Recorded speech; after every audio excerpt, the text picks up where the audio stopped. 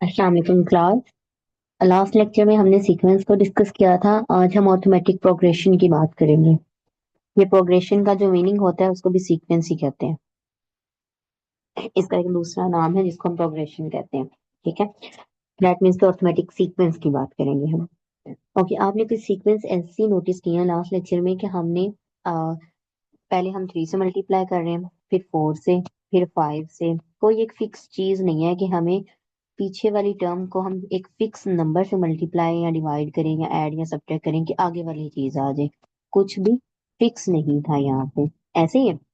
अब automatic progression एक ऐसी सीक्वेंस होती है कि जिसमें फिक्स नंबर आता है कि इसको हम किसी फिक्स नंबर में ऐड करेंगे तो नेक्स्ट आएगा, फिर इसको भी उसी नंबर में ऐड करेंगे। दैट मीन्स कि एक फिक्स नंबर हम ऐड करते जाएं तो हमारे पास नेक्स्ट सीक्वेंस आती जाती है।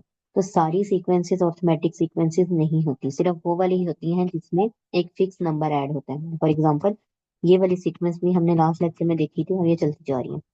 2 ऐड किया, 3 आ गया। 3 में 2 ऐड किया तो मेरे पास 5 आ गया।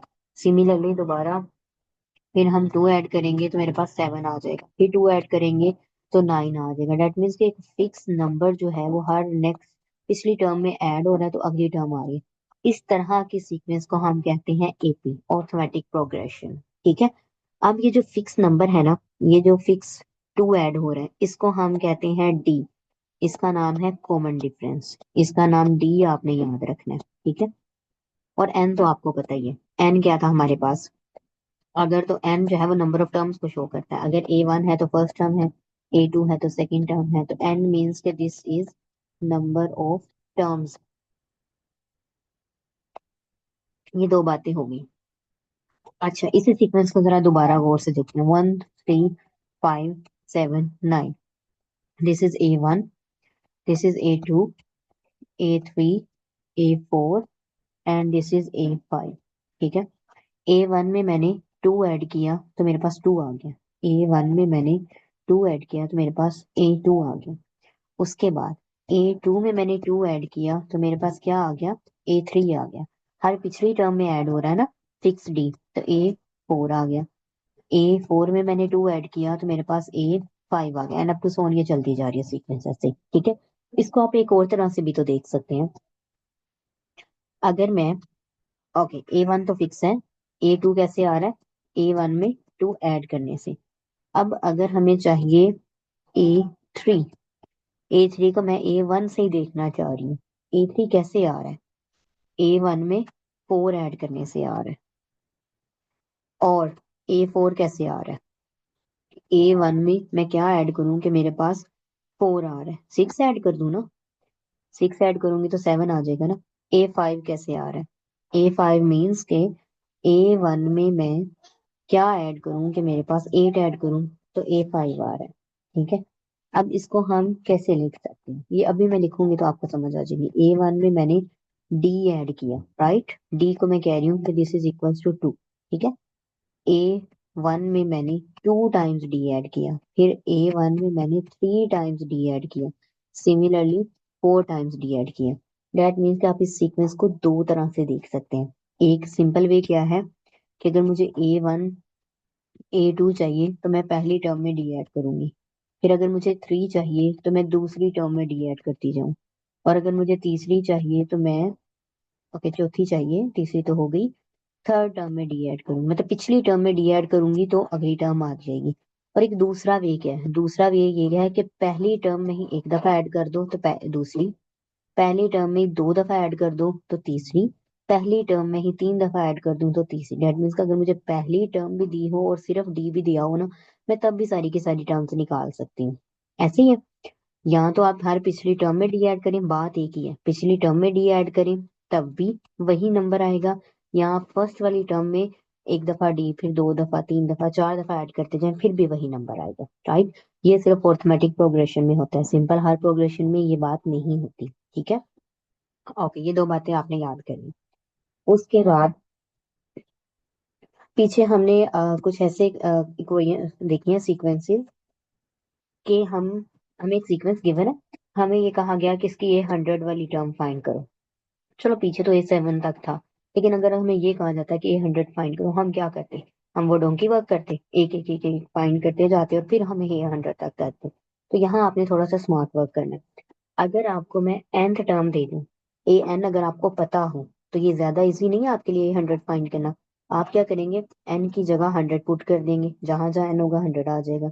दैट मीन्स कि अगर एक सीक्वेंस की कोई टर्म फाइंड करने के लिए कहा गया है, तो मैं सबसे पहले ये चीज फोकस करूंगी कि मैं ए एन किसी तरह फाइंड कर लूं, राइट। तो अब मैं आपको एक फिक्स फॉर्मूला बताती हूँ ए एन फाइंड करने का। अरिथमेटिक प्रोग्रेशन की जो nth टर्म का फॉर्मूला होता है, that is a one plus n minus one और डी। ए वन आपको ऑलरेडी पता है, this is first term. N जो है, जो टर्म आपने फाइंड करनी है, फॉर एग्जांपल 100 आपने फाइंड करना है तो 100 आ जाएगा।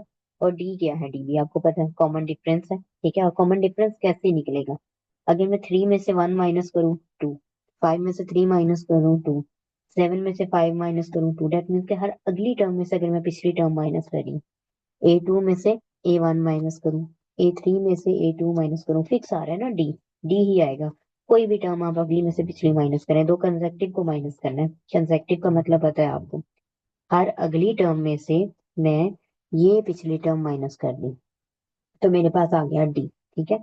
अब ये दो तीन बातें हैं जो याद रखने वाली हैं, उनको जरा मैं दोबारा एक्सप्लेन कर रही हूँ इधर। सबसे पहले हमारे पास nth टर्म क्या आई है, a one plus n minus one into d. D आपको पता है, दिस इज कॉमन डिफरेंस, हर अगली टर्म में से पिछली टर्म माइनस करना इज डी, ठीक है।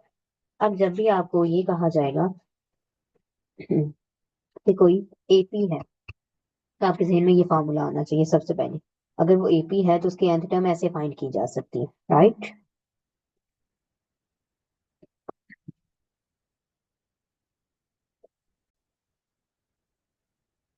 हम करते हैं अपनी एक्सरसाइज 2 की तरफ। इन सारी चीजों को आपने अब अपने माइंड में रखना है, ठीक है। एक्सरसाइज 2 के क्वेश्चन नंबर 1 की तरफ चलते हैं। अब क्वेश्चन नंबर 1 में मैं रीड कर रही हूँ। फर्स्ट फोर टर्म्स हमने फाइंड करनी है एक अरिथमेटिक सीक्वेंस की, दैट मीन्स कि हमें a one, a two, a three and a four find करना है, ठीक है। अब हमें गिवन क्या है, पार्ट नंबर 1 है, ए वन गिवन है ऑलरेडी, बाकी की तीन फाइंड करनी है अभी हमने, ठीक है। ए वन गिवन है 5, और क्या गिवन है हमें, थ्री कंसेक्टिव टर्म्स गिवन है, 23, 26, 29। अब उसने ये नहीं कहा कि ये a two, a three, a four है, उसने कहा है ये तीन कंसेक्टिव टर्म है, ये ए 99, ए 100 और ए 101 भी हो सकती है। मतलब कंसेक्टिव का मतलब आपको पता है, जो बिल्कुल साथ वाली टर्म्स हैं, ये कोई भी टर्म्स हो सकती हैं, हमें नहीं पता, लेकिन हमें ये पता है कि ये कंसेक्टिव टर्म्स हैं, राइट। अब ये कंसेक्टिव का जो वर्ड है ना, वो बड़ा इंपॉर्टेंट है, वो हमें डी फाइंड करने में हेल्प करेगा। क्योंकि डी हम क्या कर सकते हैं, हमेशा कंसेक्टिव टर्म्स को माइनस करते हैं ना, अगली को माइनस कर देते हैं पिछली में से, तो डी आ जाता है। तो डी के लिए हमें ये तीन कंसेक्टिव टर्म्स चाहिए। अब डी फाइंड करने के लिए क्या आएगा, डी 26 में से माइनस करें 23। अब उसने गिवन किया कि अर्थमेटिक है, तो हम डी फाइंड कर सकते हैं। सबसे पहले तो आपने अर्थमेटिक का वर्ड लास्ट में देखना है। सो डी इज इक्वल्स टू आ गया 3 के, एंड ए वन हमें गिवन है विच इज 5, राइट। अब ए वन एंड डी आ गया, जब भी आपको ए वन एंड डी मिल गया है, तो आप यहाँ से तो वैसे डायरेक्ट भी कर सकते हैं। डायरेक्ट कैसे, ए वन में ए टू कैसे आएगी, ए वन में आप डी को ऐड कर दें, यही फॉर्मूला बताया था, ए वन प्लस डी, तो मेरे पास आ गया 8। ए थ्री कैसे निकल सकती है, पिछली टर्म में दोबारा डी ऐड कर दो, और उसके बाद फोर्थ टर्म 11 में दोबारा डी ऐड कर दें, विच इज 14। सो ये फोर्थ टर्म आ गई मेरे पास, ठीक है। ये तो बिल्कुल सिंपल सा था। अब जो इसका सेकंड पार्ट है, वो आपने देखना है गौर से, ठीक है। थर्ड आपने फिर खुद करना है, वो आपका होमवर्क हो जाएगा। फॉर्मूलाज नोट कर लें साथ साथ, मैंने इरेज कर लिए। सेकंड पार्ट में हमें गिवन है a five is equals to 17 and a nine is equals to है 37 के गिवन, ठीक है। ओके, अब हमें कोई फर्स्ट टर्म नहीं गिवन की हुई, हमने पहली चार टर्म्स फाइंड करनी है, ये पांचवी दी हुई है, ठीक है। अब ये फॉर्मूला आपने जहन में रखना है, ए एन इक्वल है a one plus n minus one into d. अब अगर एन की जगह मैं 5 कर दूं, तो क्या होगा, फॉर्मूला सेम वही रहेगा, 5 माइनस वन डी आ जाएगा, राइट। अब जहाँ ए 5 लिखा है, उसकी जगह मैं ये फॉर्मूला रिप्लेस कर सकती हूँ ना। सो इसकी जगह मैं रिप्लेस करूंगी a one plus 5 - 1 d is equals to 17। Okay, arithmetic progression में आपने याद रखना है, अगर आपको A1 और D पता चल गया, ये दो चीजें पता चल गई, तो आपका पूरा क्वेश्चन सॉल्व हो गया। आप कोई भी टर्म फाइंड कर सकते हैं। सो हमें जस्ट ये दो चीजें फाइंड करनी है, क्योंकि हमारे एन में यही दो फाइंड हो रही है ना, यही दो यूज हो रही है। तो अगर ये A1 और D पता चल गया तो हमारे यहाँ हम कोई भी टर्म फाइंड कर लेंगे। तो हमें A1 और D चाहिए। अब यहाँ पे मैंने A5 की जगह फॉर्मूला लगा दिया, इसी तरह आप A9 की जगह भी तो लगा सकते हैं ना। A1 plus 9 - 1D which equals to 37। ठीक है, अब इसको जरा थोड़ा सा सिंप्लीफाई करें तो क्या बना, A1 plus 45 - 1 which equals to 17। इसको कोई नंबर 1 कह लो।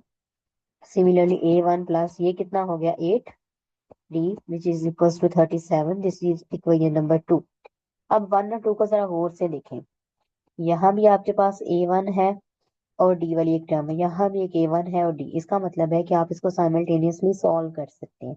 आपको याद है, आप इस तरह की टर्म्स अगर आपके पास होती थी, तो x+3y इज इक्वल्स टू 7, तो आप उनको ऐड करके ऊपर नीचे रख के काट देते थे, दूसरी की वैल्यू निकाल लेते थे, या एक में से वैल्यू निकाल के दूसरे में पुट कर देते थे। किसी ना किसी मेथड से आप x एंड y फाइंड कर लेते थे। सेम यही वाला केस यहाँ पे है। आपने A1 एंड D फाइंड करना है, किसी एक में से वैल्यू निकाल के दूसरे में पुट कर लें, या इसका और आसान तरीका मैं आपको बताती हूँ, आप इनको आपस में ऐड या सब्ट्रैक्ट कर लो।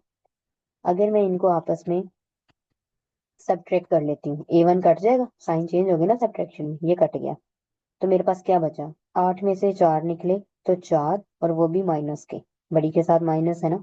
37 में से 17 निकले तो माइनस के 20 आ गए, माइनस माइनस के साथ कट गया। 4 इधर मल्टीप्लाई हो रहा है, दूसरी साइड पे जाके 20 से डिवाइड हो जाएगा। सो मेरे पास D आ गया 5। सबसे इंपॉर्टेंट चीज आ गई है हमारे पास, विच इज D। अब D निकल आया। अब A फाइंड करने के लिए क्या करेंगे, A1। आपको पता है, इस डी को किसी भी इक्वेशन में पुट करें, हमारे पास A1 आ जाएगा। जिस मर्जी में कर लें, ठीक है, मैं फर्स्ट वाली में कर रही हूँ। A1 प्लस, पहली में पुट कर रही हूँ, A1 प्लस 4 इंटू डी है 5 which equals to 17। So A1 प्लस 20 विच इक्वल्स टू 17। A1 20 इधर ऐड हो रहा है, दूसरी साइड पे जाकर इसको सब्ट्रैक्ट कर दें, सो A1 आ गया -3 आ गया मेरे पास। ठीक है, सो A1 की वैल्यू आ गई। अब A1 आ गया है और D आ गया।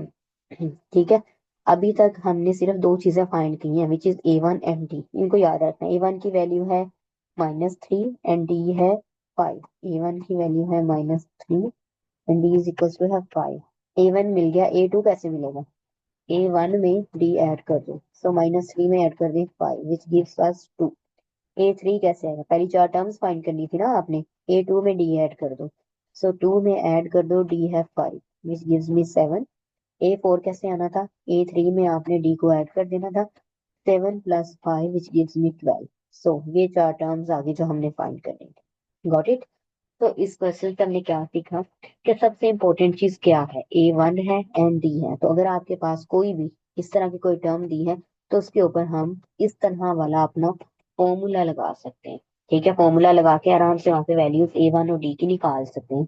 इस क्वेश्चन, इस एक्सरसाइज में काफी सारे क्वेश्चन वो इसी तरह के हैं, वो आपने सारे के सारे क्वेश्चन आप इसी तरह अटेम्प्ट करने हैं, राइट। मैं कुछ और आपको हिंट दे देती हूँ, लेकिन आपने करने इसी तरह। ठीक है, अब ये जो फर्स्ट का थर्ड पार्ट है, वो भी सेम इसी तरह करना है आपने। उसके बाद हम आते हैं, ओके, क्वेश्चन नंबर 2 की तरफ आते हैं। साथ साथ ही सारा कुछ करते जाते हैं, सो डैट कुछ क्वेश्चन बाकी ना रह जाए। हमें गिवन है an-3 is equal to 2n-5, और हमने फाइंड करनी है nth term. nth term means कि हमें an फाइंड करना है। ठीक है, और हमें गिवन भी an का मतलब है कि an सम इक्वल, यहाँ पे कुछ होना चाहिए। ये जहाँ n-3 लिखा है ना, यहाँ क्या होना चाहिए, यहाँ n नहीं होना चाहिए, ऐसे ही है। ओके, दैट मीन्स कि जहाँ n-3 लिखा है वहां n आना चाहिए हमारे पास। अब हम ऐसा क्या करें कि यहाँ पे मेरे पास n-3 की जगह n आ जाए। अगर मैं -3 और इस तरह से इसको कर दूं, इसको ऐसे लिख लूं, n+3 ये कट गया इसके साथ, तो मेरे पास क्या आ गया, सिंपल n आ गया ना। क्या किया मैंने, 3 को खत्म करने के लिए मैंने अपने इक्वेशन में, मैं आपको बताती हूँ क्या किया मैंने। आपने क्या करना है, रिप्लेस कर देना है n को n विद n+3। जहां जहां n लिखा है उसको n+3 से रिप्लेस कर दो। इसका फायदा क्या होगा, यहाँ पे n लिखा हुआ है, इसकी जगह मैं कर दूं n+3, और जो माइनस का 3 है वो अपनी जगह वैसे ही लेगा, सिर्फ n की जगह रिप्लेसमेंट कर रही हूँ। यहाँ n लिखा है तो n+3 आ गया, बाकी सारा कुछ वैसे का वैसे। तो इसका फायदा ये होगा, 3 3 के साथ कट गया तो यहाँ क्या रह गया, सिर्फ n आ गया। तो यहाँ पे क्या है, 2n, 2 को अंदर मल्टीप्लाई किया तो +6 - 5 विच गिव्स मी 2n+5। सो ये an आ गया आपका। तो मैंने जस्ट ये एक स्टेप किया है और मेरे पास nth टर्म आ गई। ठीक है, ये इतना ही सिंपल था, बस एक स्टेप का ही था ये क्वेश्चन। अब चलिए जरा क्वेश्चन नंबर 3 की तरफ। Find the fifth term of the AP. हमें क्या फाइंड करना है, A5 फाइंड करना है, जो हमें नहीं पता। ओके सॉरी, ये गिवन है हमें, A5 हमें उसने गिवन की है। एक minute. If the fifth term of the AP is 16, ये हमें ऑलरेडी पता है, and 20th term is 46, what is it's 12th term. आपने इसकी 12वीं टर्म फाइंड करनी है, राइट।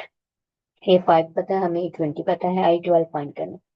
सो A12 फाइंड हम आराम से कर सकते हैं अगर हमें A1 पता है। अब ये फार्मूला हमें ऑलरेडी पता ही है ना, डी। अब ना हमें A1 का पता है ना डी का पता है, किसी का भी नहीं पता। ठीक है, A12 फाइंड करने के लिए, लेकिन हमें ये दो चीजें उसने ऑलरेडी गिवन की हैं। सो सेम जैसे हमने लास्ट टाइम फॉर्मूला लगाया, यहाँ पे हम क्या फॉर्मूला लगा सकते हैं, A1 + n - 1, n की जगह 5 लिखा है, 5 - d is equals to 16। Same यहाँ पे A1 + 20 - 1d which equals to 46। ठीक है, अब यहाँ पे जिनकी वैल्यू दी हुई है ना उन पे ये फॉर्मूला लगाना है आपने, जिसकी फाइंड करनी है उस पे लगाने का तो कोई फॉर्म फायदा ही नहीं है ना, इसको किसके इक्वल रखेंगे अगर इस पे लगाने बैठ जाओगे तो। जो गिवन है ना जिसकी वैल्यू, उस पे फॉर्मूला लगाना है। सब यहाँ पे मेरे पास क्या बना, A1 + 4d is equals to 16, A1 + 19d which equals to 46। इनको आपस में साइमल्टेनियसली सॉल्व कर लेते हैं। A1 + 4d is equals to 16 है, और similarly A1 + 19d which is equals to 46। Minus कर ले दोनों को, ये कट गया तो मेरे पास इधर क्या बचा, 19 में से 4 माइनस किया तो -15d, 46 में से 16 निकले तो 30, वो भी माइनस माइनस माइनस के साथ कट गया। 15 इधर मल्टीप्लाई हो रहा है, दूसरी साइड पे जाके डिवाइड हो गया, सो 2 आंसर आ गया। d इज इक्वल्स टू आ गया 2। अब d की वैल्यू किसी भी एक इक्वेशन में पुट करें, मैं इधर पुट कर रही हूँ इक्वेशन 1 में, इसका नाम भी दे लें, दिस इज 1 है एंड दिस इज 2। ठीक है, इक्वेशन 1 में पुट कर रही हूँ d, A1, okay colour change कर लेते हैं, A1 + 4 × 2d पुट कर दिया मैंने 16। A1 प्लस ये हो गया 8 विच इक्वल्स टू 16। A1 8 इधर प्लस हो रहा है, दूसरी साइड पे जाके माइनस हो जाएगा, तो A1 की वैल्यू आ गई 8। A1 भी आ गया मेरे पास और मेरे पास D भी आ गया, बट मुझे फाइंड क्या करना है, मुझे A12 फाइंड करना था। सो A12 के लिए हमारा फॉर्मूला क्या था, A1 + 12 - 1d। ये एक ही फॉर्मूला जो हर जगह यूज कर रहे हैं हम। A1 की वैल्यू है 8, 12 - 1 11 हो गया, और D की वैल्यू कितनी है 2। सो मेरे पास आंसर क्या आ गया, 22। So this gives me 30। So A12 की वैल्यू आ गई है 30 हमारे पास। ठीक है, सो इस तरह के सारे क्वेश्चन आपने इसी तरह करना है। अब ये बात आपने माइंड में रखनी है, इस तरह का मैं और कोई क्वेश्चन अब नहीं करवाऊंगी। ठीक है, क्योंकि 2 कर लिए हैं हमने। अब चलिए क्वेश्चन नंबर 4 की तरफ। चलिए 4 में करवाती हूँ आपको। हमने इसमें फाइंड करनी है 30th term, 13th term, A13 find करना है। ठीक है, और हमें सीक्वेंस गिवन की हुई है, x है, ये पहली टर्म है, फिर दूसरी टर्म है 1, तीसरी टर्म है 2 - x, कोमा का मतलब है ये अलग अलग टर्म्स है, और ये 3 - 2x और ये चलती जा रही है। ठीक है, अब A13 फाइंड करना है, और जो गिवन सीक्वेंस है हमें डेट इज एपी। एपी है तो डेट मीन्स कि हम वो अपना nth टर्म वाला फॉर्मूला लगा सकते हैं। सबसे पहले A1 हमें ऑलरेडी पता है, A1 किसके इक्वल है, x के इक्वल है ना, सबसे पहली टर्म। अब डी भी फाइंड कर सकते हैं, डी कैसे फाइंड कर सकते हैं, अगली टर्म को पिछली में से माइनस करो, ये अगली है 1, ये पिछली है, सो 1 - x, ये डी आ गया।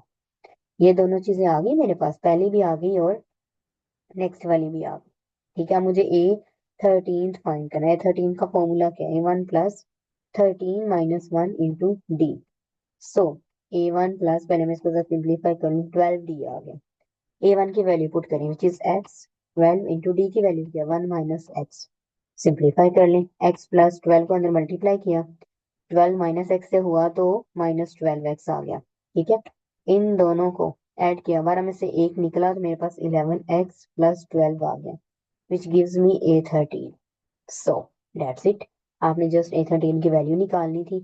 सो इट्स वेरी सिंपल, अगर आपको A1 पता है एंड D पता है, राइट। A1 और D निकल, सारी गेम ही इन दो चीजों पे डिपेंड कर रही है। क्वेश्चन नंबर 5 आपने खुद करना है। ओके, क्वेश्चन नंबर 6 में करवाती हूँ आपको। 6 की तरफ आएंगे। क्वेश्चन नंबर 6 में हमें एपी दी हुई है 5, 2, -1 up to so on is -85। उसने कहा है कि इस सीक्वेंस की कितनवीं टर्म है -85। हमें नहीं पता कितनवीं है, मतलब 100 टर्म है, 100 है, 95वीं टर्म है। डेट मीन्स ये तो पहली टर्म है A1, ये दूसरी टर्म है A2, ये तीसरी टर्म है A3। इसकी कितनवीं टर्म बनती है -85। डेट मीन्स कि आपने क्या फाइंड करना है यहाँ पे, n फाइंड करना है। ए एन जो है वो कितना कितना एन लूं कि वो -85 टर्म बनी, डेट मीन्स कि आपने एन फाइंड करना है। तो जहां पे ये चीज आ जाए कितनवीं टर्म, तो वहां आपने एन फाइंड करना है। ओके, मैं दोबारा क्वेश्चन एक्सप्लेन कर रही हूँ। Which term of the AP is -85, कौन सी टर्म -85 बनती है, तो डेट मीन्स आपने एन फाइंड करना है। ठीक है, अब अपना फॉर्मूले की तरफ आते हैं। हमारा फॉर्मूला क्या है, a n is equal to A1 plus n-1 into d. अब हमें A1 भी पता है, A1 किसके इक्वल है, 5 के। डी भी पता है, डी क्या है, अगली में से पिछली माइनस कर दो, विच इज -3। अब यहाँ पे हमें ए एन भी पता है, एन फाइंड करना है ना हमने, तो एन को हम एन ही रहने देते हैं, एन फाइंड कर लेंगे इनकी वैल्यू। ए एन किसके इक्वल है, -85 के। ये -85 भी लिखा है ना एट द एंड, तो ए एन की वैल्यू पुट की। ए वन किसके इक्वल आ गया, 5 के, प्लस एन हमें नहीं पता, और डी है -3। इसको जरा सिंप्लीफाई करते हैं, -85 5, ये -3 को एन से मल्टीप्लाई किया तो -3 है, ये -3 -1 से हुआ तो माइनस माइनस +3 आ गया। ठीक है, 5 और 3 कितने हो गए, 8, 8 - 3n, ये 8 इधर प्लस के हैं, दूसरी साइड पे जाके ये माइनस के 8 आ गए, -3n आ गए। ठीक है, -85 एंड -8 कितने हो गए, -93, माइनस माइनस प्लस और साइन भी माइनस का, -3n, ये माइनस माइनस के साथ कैंसिल आउट हो गया। तो 93 इज इक्वल्स टू 3n आ गया, 3 इधर मल्टीप्लाई हो रहा है, इधर आके डिवाइड हो गया, सो n gives me 31।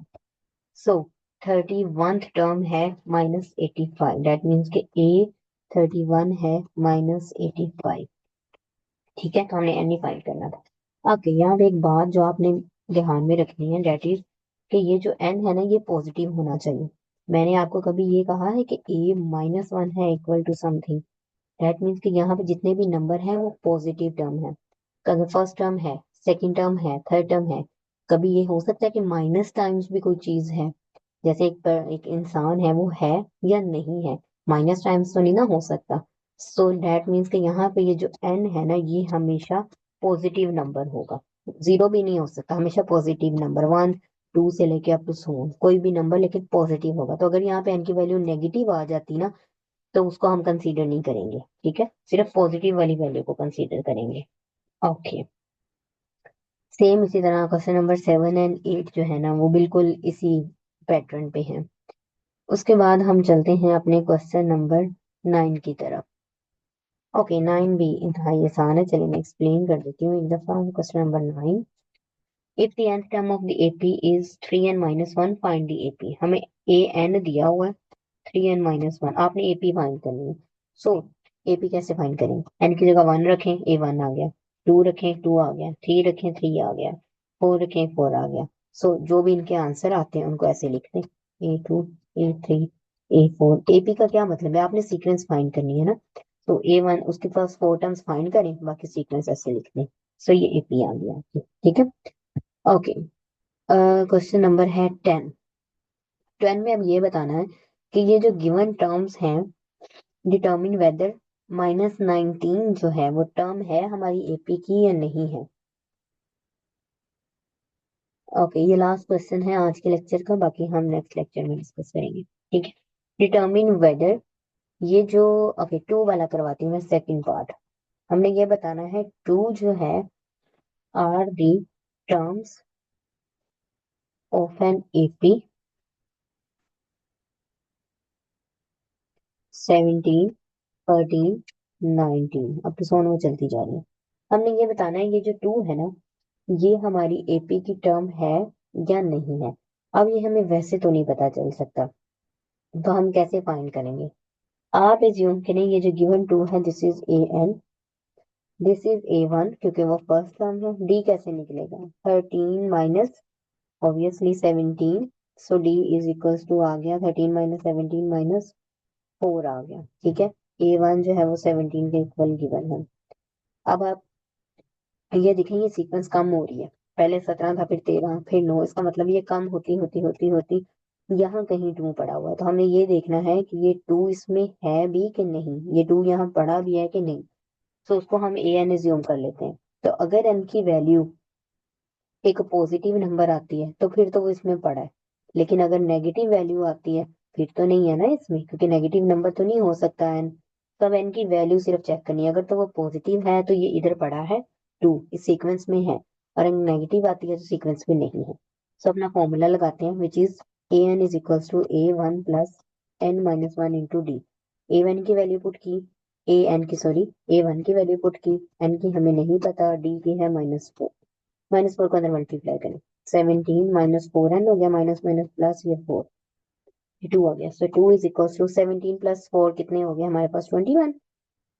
Okay, -4 n, ये 21 इधर आके माइनस का कर दी, 2 माइनस 21 -4 एन। सो ये -19 is equal to -4 n, minus minus के साथ कट गया, which gives me 19 is equal to 4 n. ये इधर आके डिवाइड हो गया 19/4। ठीक है। अब ये जो भी इसका आंसर आता है ना वो इशारिये में आता है। ठीक है। इशारिये वाली वैल्यूज भी मैंने आपको नहीं बताई, A1 A2 ये तो नहीं मैंने कहीं वो कहा 1.1, ना नेगेटिव कही है और ना ही पॉइंट वाली कोई कही है। ठीक है। डेसिमल में भी कोई नहीं कही। तो डेट मीन्स कि ये जो टू है is not the term of AP, ये हमारी एपी की टर्म है ही नहीं। क्यों? क्योंकि वो पॉइंट में आंसर आ गया। सो ये दो बातें याद रखें, ये जो एन है ये 1 2 3 अप टू सोन ये चलता जाएगा, लेकिन ये पॉइंट में नहीं होगा, ना ही ये नेगेटिव होगा। ओके। तो अगर नेगेटिव नंबर आ गया डेट मीन्स कि वो उस एपी में नहीं है। ओके, बाकी रेस्ट जो एक्सरसाइज रह गई है वो हम फिर कंप्लीट करेंगे इंशाल्लाह। ओके, अल्लाह हाफिज।